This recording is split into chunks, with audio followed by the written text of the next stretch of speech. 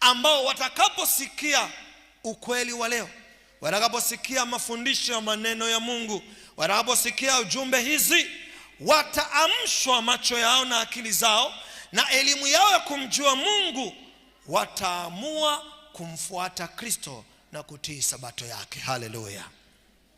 Mimi nilikuwa Moravian, na niliposikia kweli hizi ziliongoa, nikaenda kutii sauti ya Kristo. Haleluya.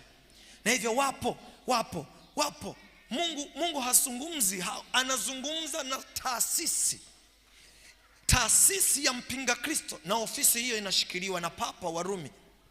Ila wako waumini huko ni waaminifu, wanamtii na kumfuata Mungu kulingana na elimu walio nayo, na hao wakimsikia Yesu na kusikia wito wake wanaokolewa.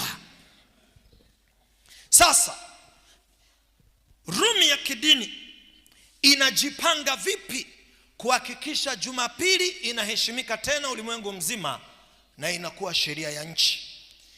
Yako mambo manne ambayo Rumi inacheza nayo. Jambo la kwanza, kupitia muungano wa makanisa. Jambo la pili, kupitia vyama vya wafanyakazi. Jambo la tatu, kupitia sababu za kuenea kwa ufisadi na mmomonyoko wa maadili, na jambo la nne, kupitia sababu za kimazingira na mabadiliko ya tabia ya nchi.